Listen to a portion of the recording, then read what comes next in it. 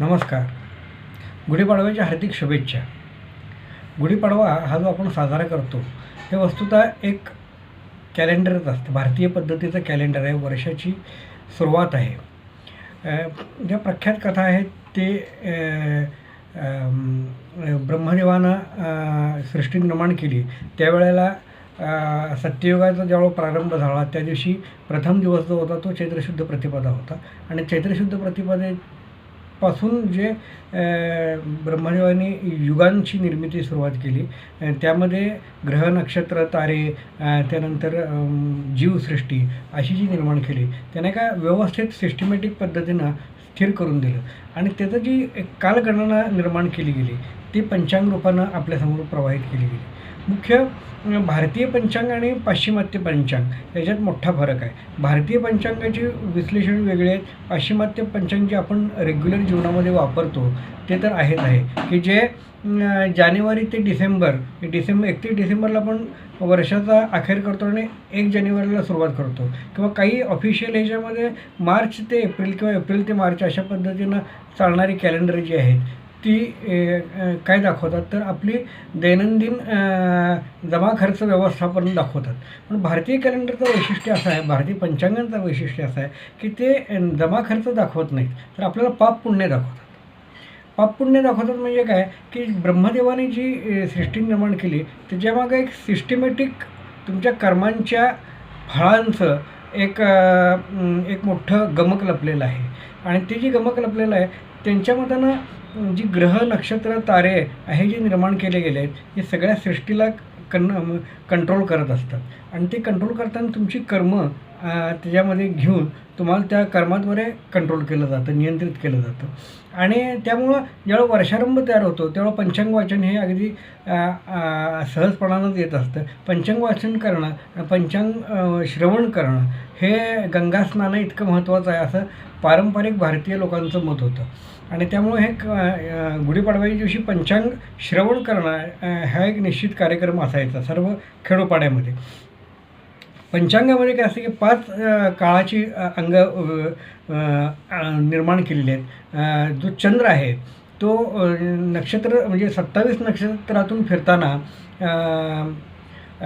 ज्या पद्धतीनं त्याची गती फिरत असते त्या गतीद्वारे तो नक्षत्र चक्रातून फिरत राहतो आणि त्याच्यामुळं त्याचे जे काही परिणाम होतात त्याचे इम्पॅक्ट आपल्या काळावरती होतात. ते तिथीवार नक्षत्र योग करण अशा 5 विभागात विभागून काळाचे अगदी सूक्ष्मतम पार्ट ज्योतिषी शास्त्रानं काढून दाखवले.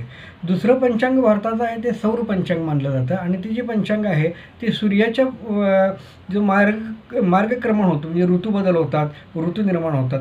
तर सूर्य ज्या राशीतून दुसऱ्या राशीत जातो म्हणजे मेष राशीपासून मीन राशीपर्यंत ते जे त्याचं जे मार्गक्रमण आहे क्रांतीचक्रातनं चालण्याचं ते सौर कॅलेंडर मानलं जातं. तर दर संक्रांतीला ते बदलत असतं. आपण जानेवारी महिन्यामध्ये जी मकर संक्रांत करतो पण दर महिन्यामध्ये एक संक्रांत होत असते आणि सूर्य त्या गतीनं प्रत्येक राशीचक्रातनं फिरत जातो. पण चंद्र आणि सूर्य यांच्या फिरण्यामुळं काय होतं की ग्रह नक्षत्र आणि तारे यांच्यावरती वेगवेगळ्या पद्धतीनं त्यांचे अँगल बदलत असतात आणि त्यांचा एक इम्पॅक्ट आपल्या मानवी जीवनावर जी मी मगाशी म्हणालो की आपल्या समग्र सृष्टीला हे ग्रह नक्षत्रांच्याद्वारे भगवान कंट्रोल करत असतात आणि ती कर्माची फळं आपल्याला मिळत असतात.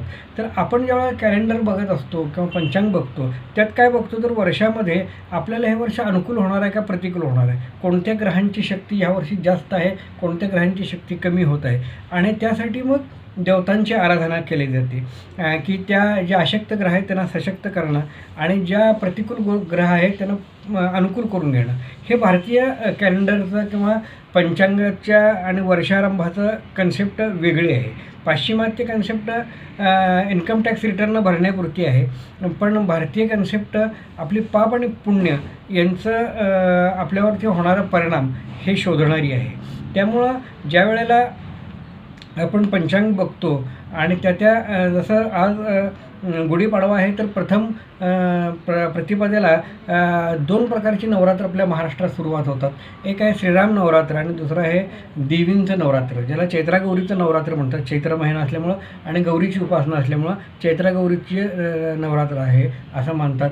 की पाडव्याच्या दिवशी भगवान शंकरांचं लग्न ठरलं आणि तृतीयेच्या दिवशी ते झालं, म्हणून गौरी तिजेला शंकरांची आणि पार्वतीची पूजा केली जाते आणि मग बायका हळदी कुंकवाचा कार्यक्रम करतात. असा एक आपल्या गुढीपाडव्याच्या वर्षाच्या सुरुवातीपासून होणारा हा एक उत्सवांचा सुरुवात आहे.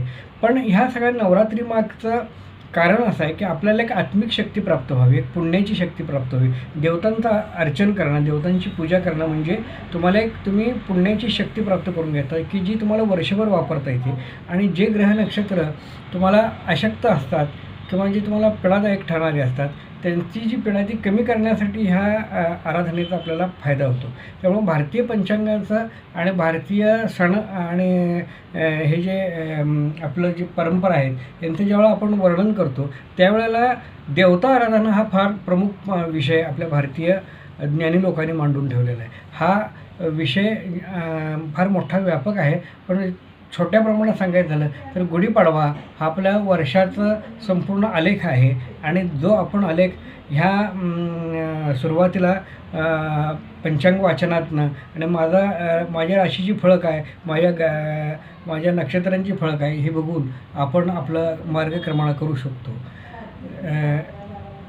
त्यामुळे गुढीपाडव्याच्या सर्वांना शुभेच्छा आणि हे वर्ष सर्वांना सुखाचं आणि भरभराटीत जावं अशी मी ईश्वरचरणी प्रार्थना करतो. धन्यवाद.